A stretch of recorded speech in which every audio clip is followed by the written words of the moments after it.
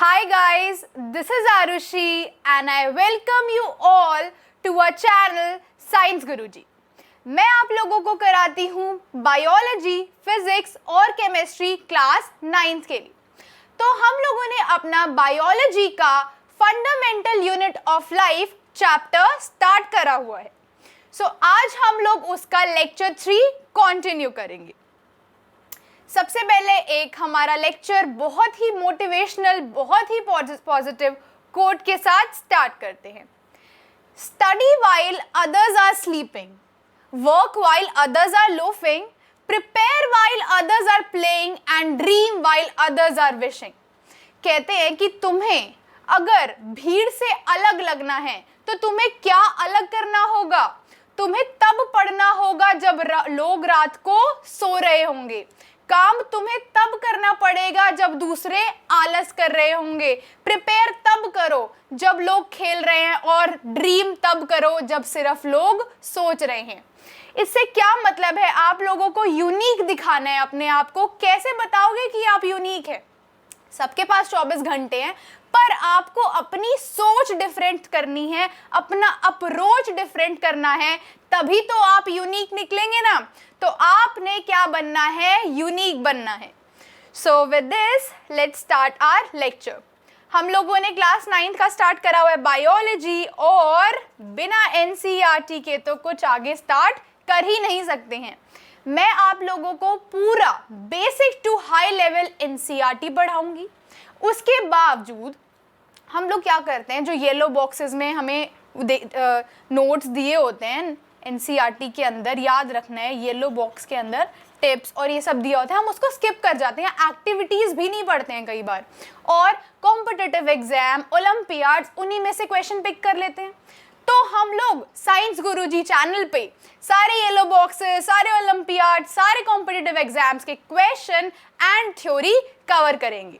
इसके साथ साथ लेक्चर के बाद मैं आपकी क्विजेस लूंगी, और एनसीईआरटी के क्वेश्चन हम लोग कैसे फ्रेम करते हैं, बोर्ड के लिए कैसे प्रिपेयर करते हैं, और कॉम्पिटिटिव एग्जाम में कैसे कैसे क्वेश्चंस आते हैं, ये भी मैं आपको लेक्चर्स में आगे बताऊंगी। सो आप लोगों ने क्या करना है? साइंस गुरुजी चैनल को सब्सक्राइब करना है और हमारी वीडियोस को देखते रहना है। अभी तक के इस चैप्टर्स में, फंडामेंटल यूनिट ऑफ लाइफ में, हम लोगों ने क्या क्या कवर कर ली?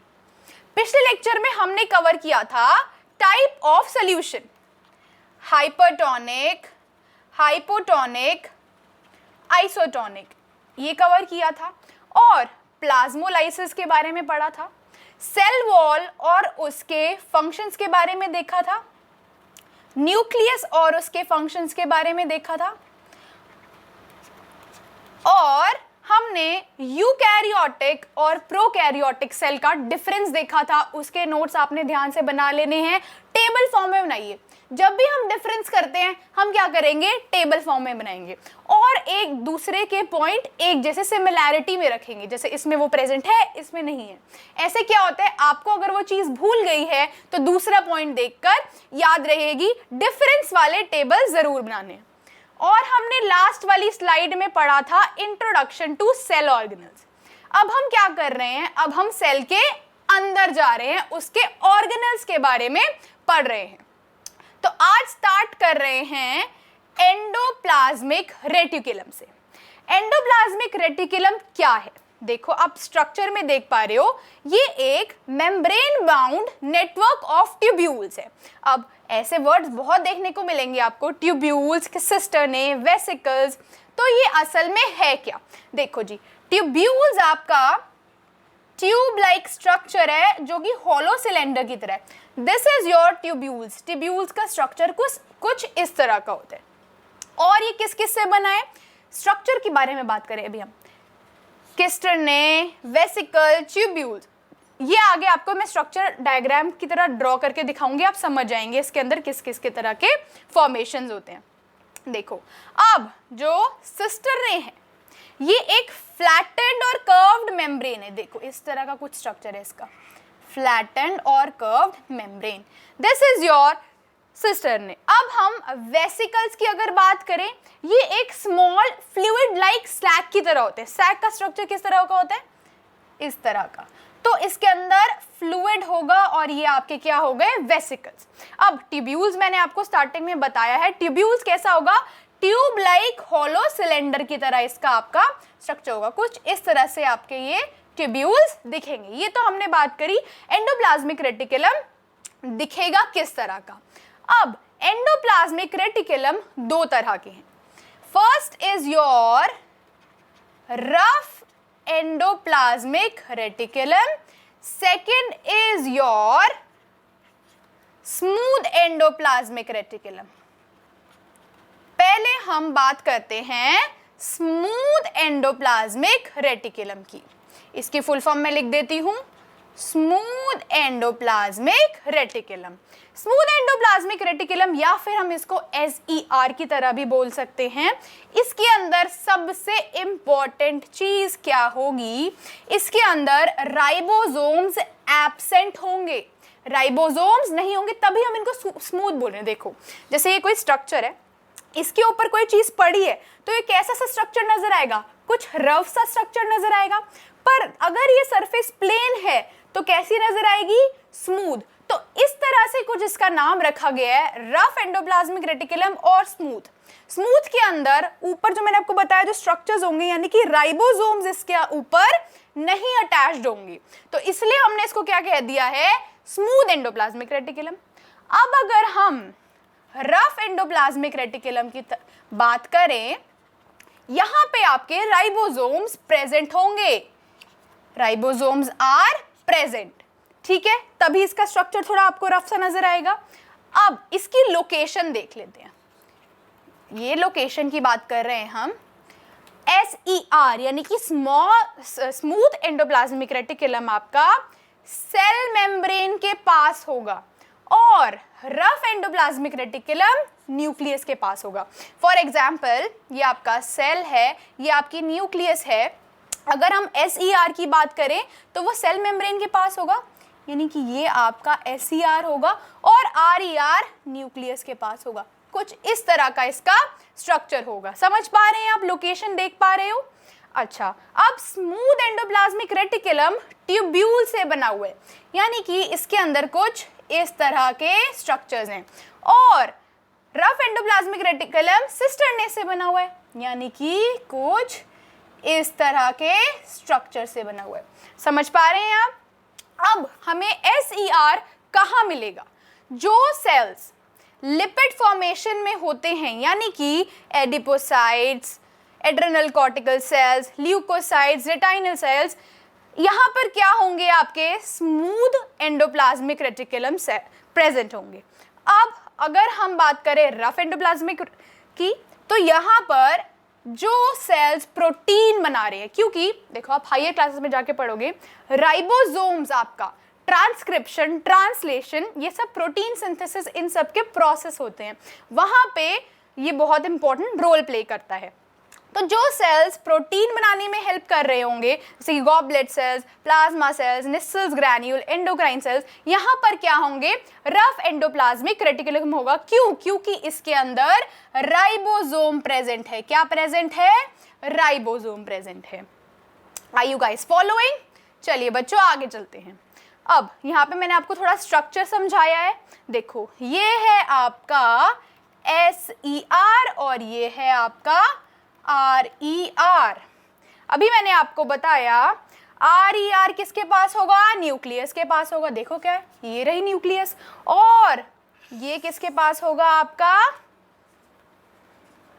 सेल मेम्ब्रेन के पास। SER किसके पास होगा? सेल मेम्ब्रेन के पास। तो इस तरह से ये सेल के अंदर लोकेटेड होगा। देखो यहाँ पे राइबोसोम्स देख पा रहे हो आप, कैसा आपको यहाँ पर रफ सरफेस दिख पा रही है। This is your RER and this is your smooth endoplasmic reticulum. Are you guys following this structure? Okay. अब थोड़ा सा और पढ़ते हैं RER के बारे में। जो राइबोसोम्स होते हैं RER पे, यानी कि ये स्ट्रक्चर देखो, ट्यूब्यूल्स बनाते हैं, ट्यूब्यूल्स है। अब यहाँ पे अगर हम बात करें सिस्टर्ने की, तो इसके ऊपर अटैच्ड हैं राइबोसोम्स। क्या है? सरफेस पे अटैच्ड है। कहाँ अटैच्ड है? सरफेस पे। ठीक है जी। और RER आपके किस में हेल्प करेंगे? क्योंकि इनके अंदर राइबोसोम है। क्या बताया मैंने? राइबोसोम आपका क्या इंपॉर्टेंट रोल प्ले करेगा? प्रोटीन सिंथेसिस में। यानी कि देखो, राइबोसोम के ना सब यूनिट्स भी होते हैं, ठीक है, लार्जर सब यूनिट, स्मॉलर सब यूनिट, ये आपस में आके जुड़ते हैं और प्रोटीन सिंथेसिस का प्रोसेस कुछ स्टार्ट होता है। वो हम आगे के लेक्चर्स में बहुत अच्छे से पढ़ेंगे। तो अभी आप इतनी सी इंफॉर्मेशन जान लो, that is enough for you. अच्छा, अब वो जो प्रोटीन्स बना रहा है, जो प्रोटीन सिंथेसाइज कर रहा है RER, वो ट्रांसपोर्ट आउट हो जाएंगे सेल्स के। जैसे कि ये आपका सेल है, ये आपकी न्यूक्लियस है, यहाँ पे आपका RER है एंड यहाँ पे आपका SER है। यहाँ से जो प्रोटीन सिंथेसाइज हो रहे हैं वो सेल मेम्ब्रेन के बाहर ट्रांसपोर्ट हो जाएंगे और कुछ प्रोटीन्स आपके न्यू सेल की मेम्ब्रेन फॉर्म करने में भी हेल्प करेंगे या कुछ एंजाइम्स और हार्मोन्स की तरह एक्ट करेंगे। So are you guys following? RER के बारे में और इंफॉर्मेशन बताई है यहाँ पर मैंने। अब ऐसे ही SER के बारे में देख लेते हैं। जैसे कि हमें पता है SER के पास राइबोसोम्स नहीं होते, राइबोसोम्स नहीं है, तभी इसको हम SER बोल रहे हैं। ठीक है, तो अब इसमें राइबोसोम्स तो नहीं है, तो ये प्रोटीन सिंथेसाइज नहीं करेगा। ध्यान रखना है, यहाँ पे प्रोटीन सिंथेसाइज यहाँ पे नहीं होगा। यहाँ पे क्या होगा? बायोसिंथेसाइज होगा लिपिड्स, कोलेस्ट्रॉल और स्टेरॉइड हार्मोन्स का। ध्यान रखना है, RER में क्या हो रहा था? प्रोटीन सिंथेसिस, एंड SER में क्या होगा? लिपिड्स, कोलेस्ट्रॉल, स्टेरॉइड्स का सिंथेसाइज होगा।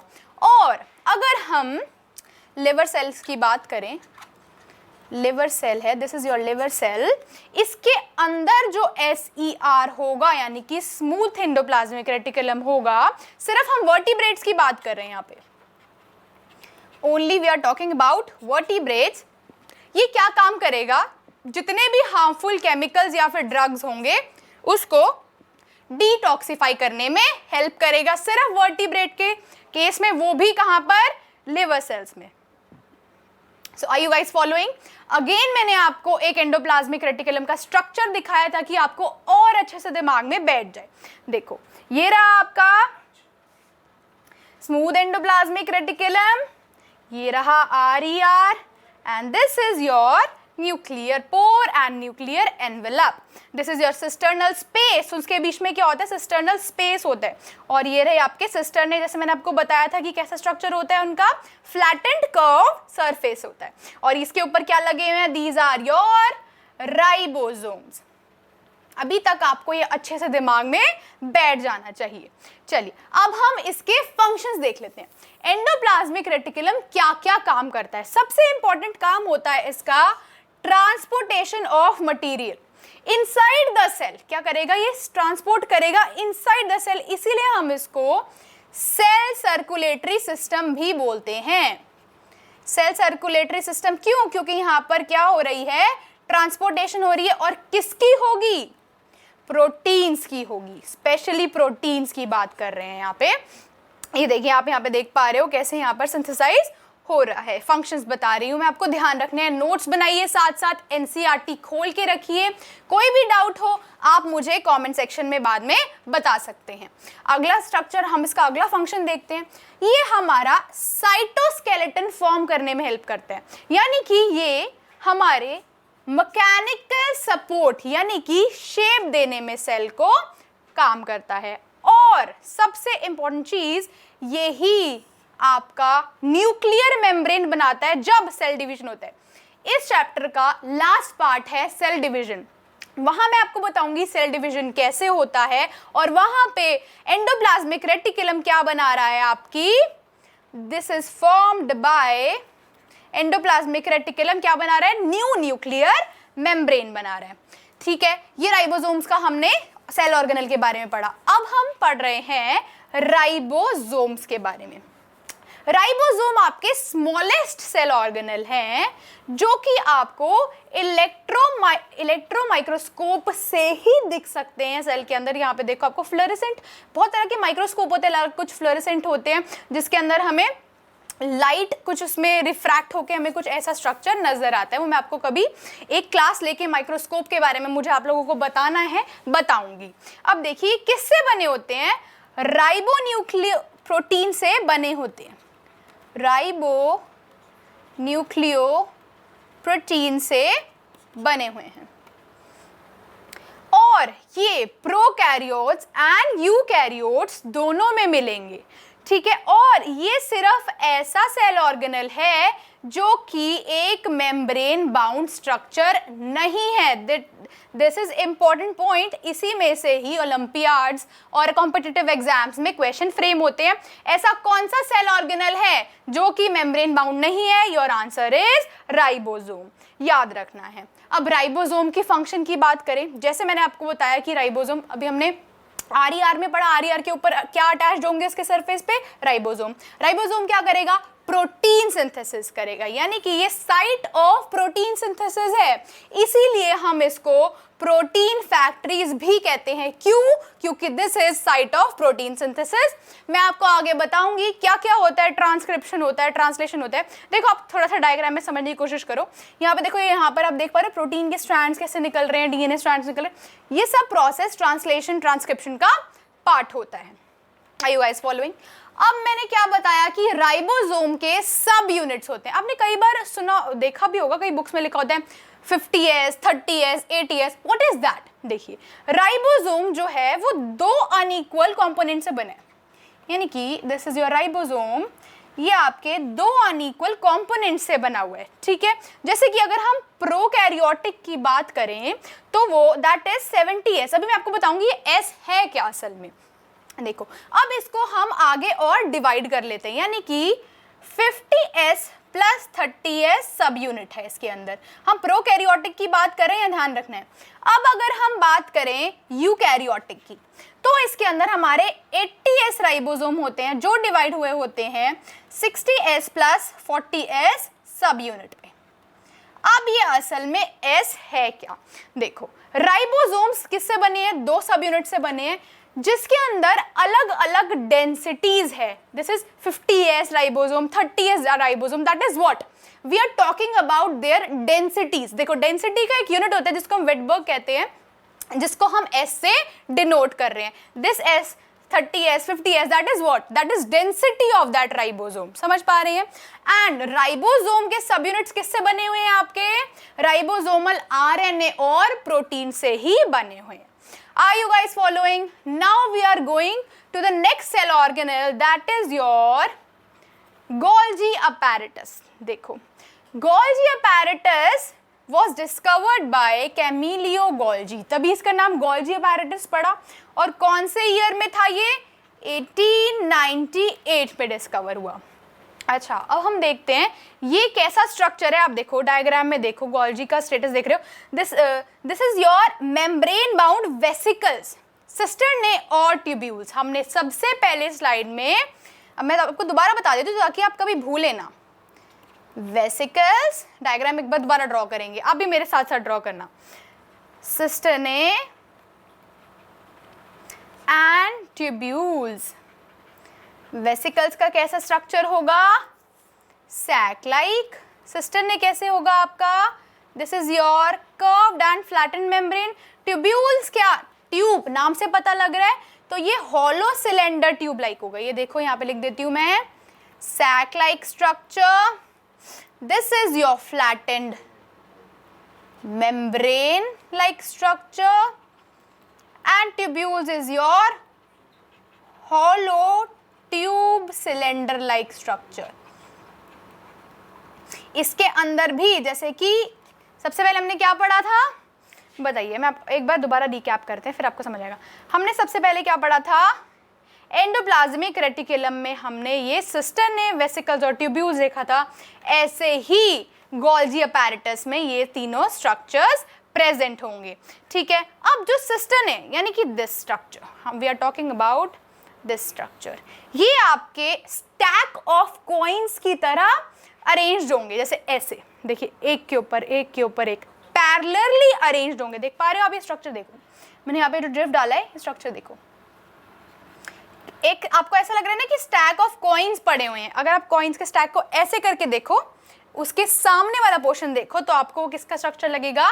गोल्जी अपैरेटस का स्ट्रक्चर नजर आएगा। पैरेलल टू ईच अदर, याद रखना है, parallel to each other arranged होगा। ठीक है, अब हम फंक्शंस ऑफ गोल्जी अपैरेटस देख लेते हैं। अब ये बायोसिंथेसाइज कर रहा है complex sugar into simple sugar, यानी कि कॉम्प्लेक्स शुगर को सिंपल शुगर में कन्वर्ट कर रहा है गोल्जी अपैरेटस। ध्यान रखनी है ये बात, दिस इज पॉइंट नंबर 1। ठीक है, और सबसे इंपॉर्टेंट चीज, स्पर्म का स्ट्रक्चर आप लोग जानते हैं। मैं आपको स्पर्म का स्ट्रक्चर बना के दिखाती हूँ। कुछ ऐसा सा स्ट्रक्चर होता है स्पर्म का।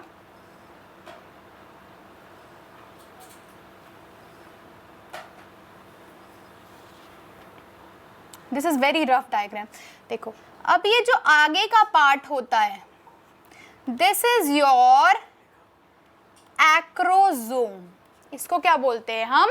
This is tail of the sperm, this is head of the sperm, this is body. ठीक है, अब हम एक्रोजोम की बात कर रहे हैं। अब देखो, जब फर्टिलाइजेशन होता है ओवम और स्पर्म का, ठीक है, तो सबसे पहले स्पर्म का हेड वाला पार्ट जाकर उसको लगेगा एग को, यानी कि सबसे ऊपर क्या है आपके स्पर्म के ऊपर? एक्रोजोम है। अब एक्रोजोम कौन बनाएगा? गोल्जी अपैरेटस बनाएगी। अब एक्रोजोम के अंदर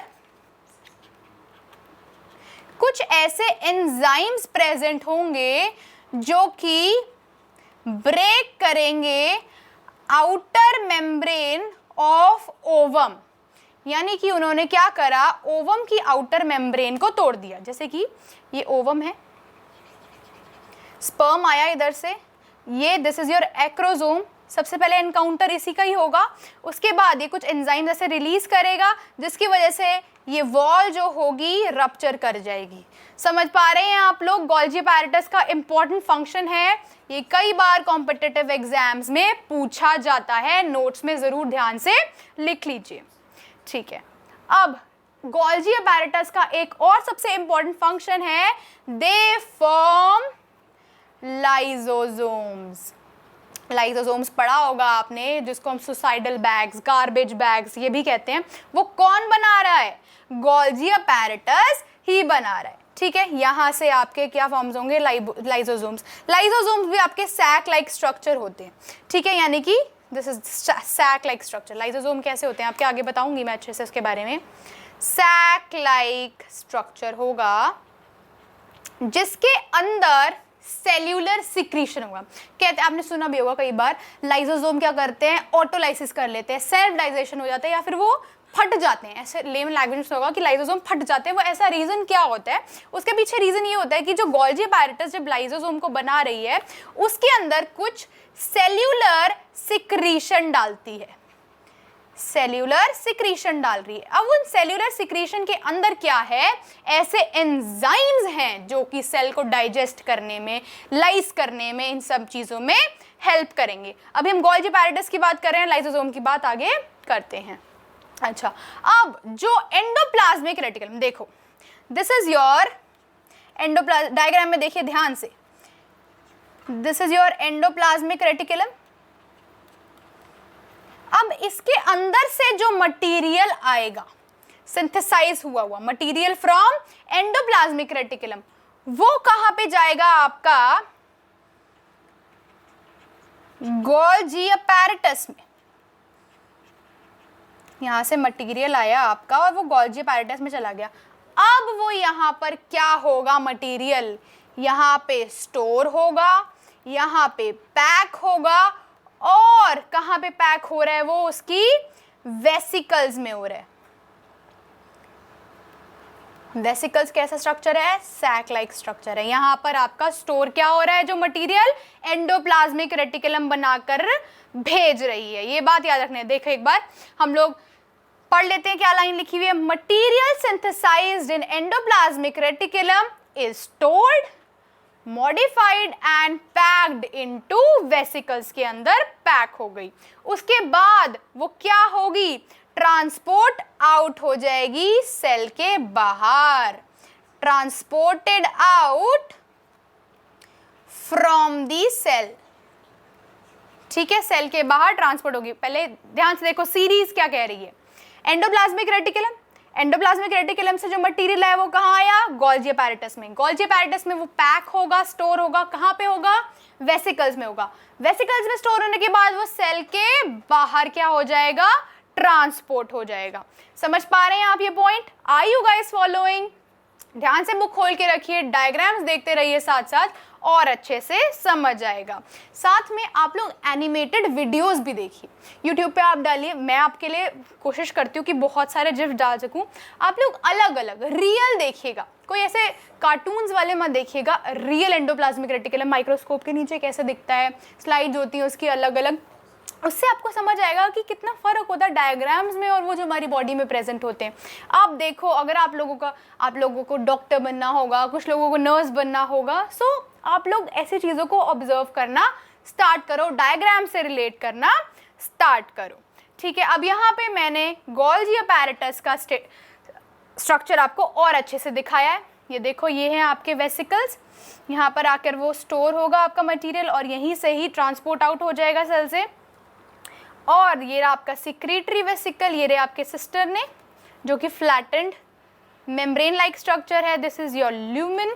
यहाँ पर एक नया वेसिकल बन रहा है, देखो यहाँ पर एक, यहीं से ही आपका सिस्टर ने के अंदर से ही आपका एक वेसिकल फॉर्म हो रहा है। ये आपको मैंने अच्छे से गोल्जी अपैरेटस का स्ट्रक्चर बड़ा कर दिखाया ताकि कोई भी कंफ्यूजन ना हो।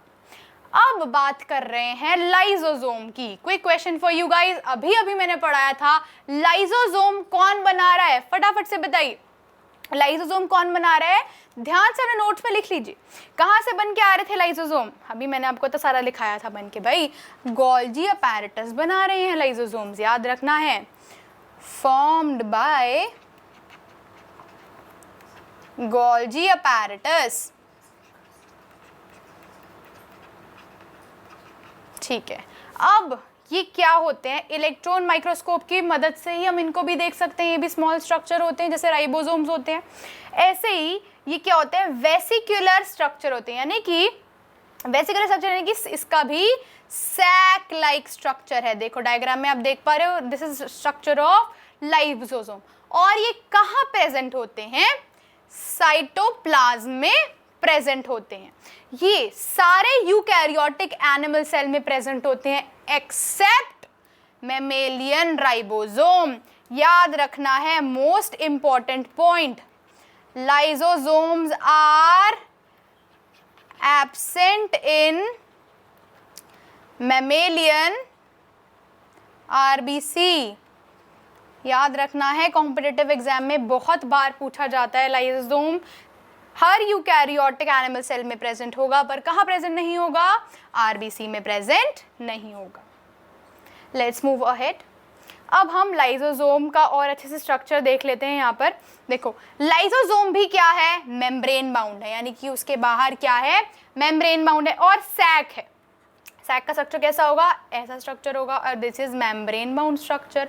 इसके अंदर क्या होगा, मैंने आपको बताया था गोल्जी अपैरेटस जब लाइसोसोम को बना रही होगी उसके अंदर वो कुछ सेल्यूलर सिक्रीशन डालेगी। अब वो जो सेल्यूलर सिक्रीशंस हैं वो क्या हैं असल में, वो असल में डाइजेस्टिव एंजाइम्स हैं। क्या करना है असल में, लाइसोसोम क्या है, सुसाइडल बैग है, गार्बेज बैग है। What they have to do, they have to digest a cell और they have to lyse a membrane. तो उसके पास वो एंजाइम्स भी तो होने चाहिए ना जिसकी हेल्प से वो उसको डाइजेस्ट करेगा। देखो फॉर एग्जांपल यहाँ पे देखो, this is your for example let's take this as a bacteria, और ये लाइसोसोम आया, कैसे लाइसोसोम ने इसको डाइजेस्ट कर लिया। वो डाइजेस्ट कैसे कर पाया, डाइजेस्टिव एंजाइम्स की मदद से। और ये एंजाइम्स किसने, जैसे मैंने बताया किसने बनाए हैं ये एंजाइम्स, रफ एंडोप्लाज्मिक रेटिकुलम ने बनाए हैं। याद रखनी है ये चीज़। क्वेश्चंस भी मैं आपको कराऊंगी, इसकी क्विज कराऊंगी और सब्जेक्टिव क्वेश्चंस भी फ्रेम करना सिखाऊंगी। कई बार क्या होता है, हम अपने आंसर्स ना पैराग्राफ फॉर्म में लिखते हैं। कभी भी आंसर्स को ऐसे नहीं लिखना चाहिए, आपको हमेशा पॉइंट वाइज। देखो आपने देखा होगा हमारे चैनल पे जितनी भी वीडियोस होती है, पहले हमें आपको पढ़ाने के लिए बहुत प्रिपरेशंस करनी पड़ती है। मैं आपको तरीका बता रही हूँ, अपने आजमाए हुए तरीके बता रही हूँ कि नोट्स कैसे बनाने चाहिए। तो देख लो, इससे इंपॉर्टेंट बात आपको कोई नहीं बताएगा। आपको नोट्स हमेशा पॉइंट्स में बनाने चाहिए। पैराग्राफ लिख कर ना आपको खुद को ही थोड़ी कन्फ्यूजन सी होती है, यार पैराग्राफ इतना बड़ा कौन पढ़ेगा। जो एग्जामिनर, जो बोर्ड के, तो आपको 10th में जाना है, 9th में जाना है, आपको बोर्ड एग्जाम्स देने हैं। जितने भी बोर्ड एग्जामिनर्स होते हैं वो क्या करते हैं, देखते हैं कि अगर मान लो फॉर एग्जाम्पल आपका कोई 5 नंबर का क्वेश्चन है, ठीक है, this is your 5 mark question, ठीक है। अगर आपको सपोज लाइसोसोम के बारे में पूछा है, ठीक है, अब आप इसका क्वेश्चन कैसे अटेम्प्ट करोगे वो मैं आपको थोड़ा सा बता देती हूँ। चलो कोई बात नहीं, बता देते हैं। तो आप सबसे पहले क्या करोगे, उन्होंने बोला है कि व्हाट इज लाइसोसोम, 5 नंबर, मान लो इतना। अब आप कहोगे यार लाइसोसोम तो मेम्ब्रेन बाउंड सैक्स है, डाइजेस्टिव एंजाइम्स है, दैट्स इट। अब हम इसको बड़े फॉर्म में कैसे लिखें। वो क्वेश्चन आपको हिंट दे रहा है कि आपको जितना भी पता है लाइसोसोम के बारे में सब यहाँ डालो, कोई प्रॉब्लम नहीं है। लाइसोसोम से कनेक्टेड, जैसे कि 5 मार्क्स का क्वेश्चन है तो आप इसमें 5 पॉइंट्स लिखो। क्या करोगे, पहले में आप स्ट्रक्चर समझा दोगे, लाइसोसोम का स्ट्रक्चर कैसा है। दूसरे पॉइंट में आप उसमें बता दोगे कि क्या प्रेजेंट है, डाइजेस्टिव एंजाइम्स प्रेजेंट है, ठीक है जी। तीसरे पॉइंट में हमने उसके 2 फंक्शंस बता दिए। क्या बता दिए हमने, फंक्शंस बता दिए। और 5th में हमने क्या बता दिया, अपना एक्सेप्शन बता दिया कि ये आरबीसी के अंदर प्रेजेंट नहीं होते हैं। देखो 5 बहुत इंपॉर्टेंट पॉइंट लाइसोसोम के बारे में हो गए। और इसके बाद अगर आप इसका डायग्राम भी साथ में बना दोगे आपको 5 आउट ऑफ 5 मार्क्स मिल जाएंगे। ऐसे कुछ तरीका होता है सब्जेक्टिव क्वेश्चन को लिखने का। कॉम्पिटिटिव एग्जाम का क्या तरीका होता है, हम लोग क्विज़ेस कराते हैं, अब आपकी भी क्विज में स्टार्ट करूंगी। उसके अंदर आपको क्वेश्चन पढ़ना ढंग से आना चाहिए क्योंकि ऑप्शन सारे सेम होते हैं। सब्जेक्टिव में आपको क्वेश्चन सिंपल पूछा है पर आपको आंसर देना आना चाहिए। So this is the way you answer a subjective question. आगे मैं आपको और वीडियोस में अच्छी तरह बताऊंगी। मैंने आपको भी लाइसोसोम का एग्जाम्पल लेके बताया कि छोटे क्वेश्चन के आंसर्स हम लोग कैसे देखते हैं। अब हम पढ़ रहे हैं कि लाइसोसोम का फंक्शन क्या है। देखो जैसे कि मैंने बताया ये इंट्रासेल्युलर डाइजेशन में हेल्प करता है। क्यों? क्योंकि इसके अंदर क्या होते हैं, डाइजेस्टिव एंजाइम्स होते हैं। और वो किसका इंट्रासेल्युलर डाइजेशन कर सकता है, वो फॉरेन पार्टिकल्स का कर सकते हैं। कोई भी बैक्टीरिया आ गया, देखो यहाँ पे जिफ में देखो कैसे वो इंट्रासेल्युलर डाइजेशन कर रहा है। इंट्रा मतलब सेल के बाहर, सेल के अंदर, ठीक है। सेल ऑटोलाइसिस भी करता है। वो ऑटोलाइसिस मतलब सेल के अंदर प्रेजेंट है, जैसे कि ये सेल है, इसके अंदर लाइसोसोम प्रेजेंट है। तो अगर ये सेल, इसकी सेल की डेथ हो चुकी है मान लो, तो यहाँ पर क्या हो जाएगा, ऑटोलाइसिस हो जाएगी, या फिर सेल्फ डिस्ट्रक्शन भी बोलते हैं इसको। कौन करेगा, लाइसोसोम कर देगा। या फिर कोई फॉरेन पार्टिकल आ गया, बैक्टीरिया आ गया, उसका इंट्रासेल्युलर डाइजेशन कौन कर रहा है, लाइसोसोम कर रहा है। या फिर कोई आपका फूड है, रिजर्व फूड जो आपके लिए यूजफुल नहीं है, कुछ सेल ऑर्गेनल्स जो हैं जो खराब हो गए हैं, या फिर उसको क्या करता है, डाइजेस्ट कर देता है। तभी इसको हम क्या बोलते हैं, डाइजेस्टिव बैग्स बोलते हैं। अच्छा, और मैंने आपको बताया कि कोई भी सेल की मान लो अगर डेथ हो चुकी है तो उसके बाद वो क्या करेगा, लाइसोसोम क्या करेगा, ऑटोलाइसिस यानी कि सेल्फ डाइजेशन कर देगा। इसलिए उसको क्या बोल देते हैं हम, सुसाइडल बैग्स भी बोल देते हैं। क्या क्या बोला हमने लाइसोसोम को, देखो 2 चीज़ें बोली। एक बोली हमने डाइजेस्टिव बैग, जब वो सेल को डाइजेस्ट कर लेगा, और सुसाइडल बैग कब बोला हमने, जब वो ऑटोलाइसिस कर लेगा। डाइजेस्टिव बैग में क्या कर रहा है वो, यानी कि डाइजेशन कर रहा है, और सुसाइडल बैग्स में क्या कर रहा है वो, डिस्ट्रक्शन कर रहा है, यानी कि ऑटोलाइसिस भी बोल सकते हैं हम इसको। ठीक है, ये 2 पॉइंट याद रखने हैं। अब वो क्या करता है, जैसे कि मोनोसाइट सेल्स हैं। मोनोसाइट के अंदर जो आपके डेड सेल्स इनगल्फ्ड होंगे, यानी कि डेड सेल्स जो इनगल्फ्ड है किसके अंदर, मोनोसाइट्स के अंदर, उसको भी डाइजेस्ट कौन करे। Suppose this is your monocyte, इसके अंदर कुछ डेड सेल्स हैं। अब यहाँ पर आपका लाइसोसोम है, ठीक है। अब लाइसोसोम इसको आके क्या कर देगा, इसको भी आकर डाइजेस्ट कर देगा। तो एक तरह से क्या काम कर रहा है, कूड़ा पड़ा हुआ है उसको आके साफ कर रहा है।